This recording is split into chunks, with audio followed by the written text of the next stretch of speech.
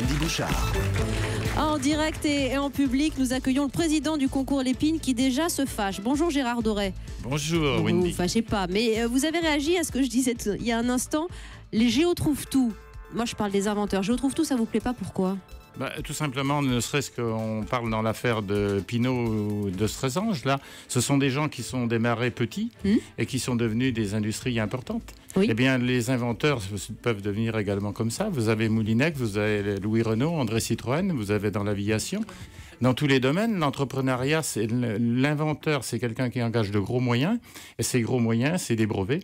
Et c'est également trouver un réseau commercial. Bien sûr, mais c'était pas insultant pour moi. Le concours Lépine, il a un avantage, il met en lumière, disons, des talents, mais ils doivent être protégés, avoir un brevet, un titre de propriété. C'est les règles, avoir un prototype, mais bien sûr, le concours Lépine est une opportunité de faire une étude de marché hors du commun, puisque 700 à 800 000 visiteurs passeront, mais il y a des industriels, des investisseurs. Même nous avons également des concurrents à vous, d'ailleurs, qui sont investisseurs, comme Graines de Bosse, par exemple. Voilà, qui est porté... Et par exemple, le grand lauréat de Paris l'année dernière, prix du président de la République, c'est M. Etch. C'est une machine à pain. Le groupe Total a investi, disons, dans le développement de l'entreprise, au titre du mécénat. Et également, les stations-service verront équipés de distributeurs de pain, cuisson et distributeurs en temps réel 24 heures sur 24.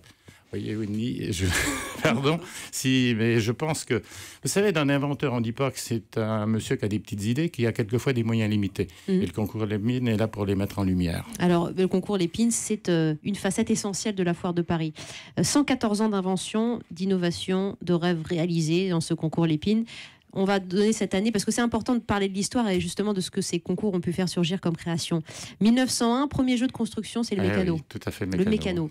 Le matelas pneumatique est aussi une création issue du concours Lépine. Le parachute. Le parachute. Le stylo à billes. Voilà. 1919. Ouais. Moulinette, le presse-purée, qui a révolutionné la famille, 1931. C'est ça. Oui. Ce sont des innovations aussi qui ont bouleversé le quotidien. L'histoire de Jean Mantelet. Jean Mantelet était marchand du temple, on va dire, à Bagnolet. Et là, c'était, on dirait, un géo trouve tout. Il vendait des ustensiles de cuisine. Là, son pavillon était à Bagnolet. Et tous les jours, il rentrait chez lui et son épouse écrasait des pommes de terre avec une fourchette. Et lui, c'est comme la purée. Vous savez, on a du mal des fois à engloutir la purée. Lui, il avait du mal à avaler la purée à la fourchette.